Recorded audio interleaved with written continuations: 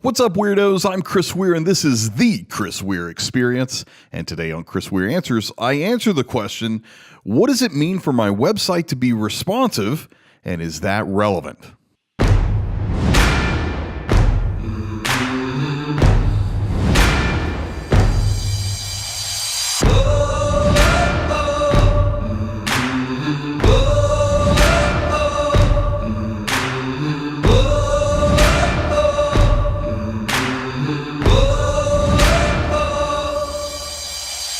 Hey guys, to have a responsive website means that your website will easily transition between desktop to small screen, from a large screen to a small screen. So like for mobile devices or iPads or smaller laptops to larger desktop computers to even the TV these days, a responsive website automatically adjusts its size and layout based on whatever the screen resolution is of the device that's reading the website. Is that relevant? Well, yeah, that's kind of relevant. You know the numbers on how many people are using mobile devices to look up things online today. You probably do it yourself. So to be able to have a website that's easy to navigate. Look, whenever you have a normal website that shows up on your mobile device, and you've probably all experienced this, it's itty bitty on the screen. You can't see anything because it doesn't shape down. It doesn't change its shape and its layout to be more appropriate for that smaller screen. So it just stays the same big size and you can't really see anything and it's not very responsive.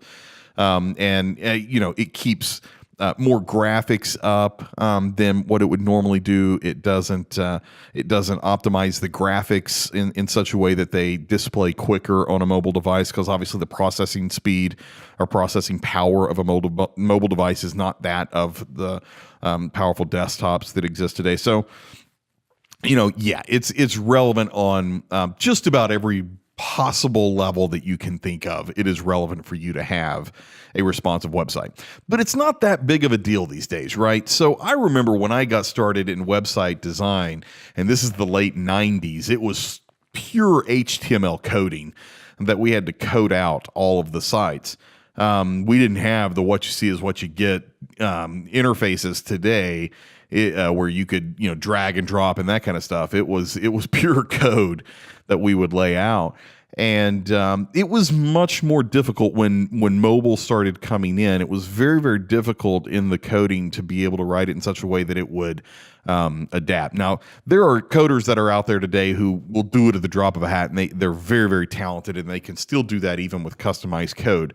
But really, we've had CMSs come onto the screen, like WordPress, as an example, as a regular website, or Shopify for e-commerce type sites. And basically what these do is you buy a theme for the site, and it's kind of like a template layout. You can edit color schemes, you can edit some placement and some things like that, but it's really more of a theme. And they have some ridiculous themes that are out there today. TheChrisWeir.com is a WordPress theme. It doesn't look like it. It looks like it's a custom-built website, but it's actually a theme. But you'll also notice that if you look at it on your desktop versus looking at it on your phone, the layout changes. If you've ever opened up a website on your screen, you can take the screen and shrink it, right? So that you open up the internet window and you shrink the window and stretch the window. You'll see how a responsive website will change shapes. It'll change sizes. Some graphics might go away, others may come in. So if it's a responsive website, you can see all that happening. If it's not responsive, then it just stays the same. The half the website starts disappearing or whatever the case might be. So these themes come pre-built with responsive elements in it so that it takes care of all that for you. So there's not the extra coding that goes on above and beyond other than just the original or the design that has to take place. There's nothing on top of that has to happen with responsive websites.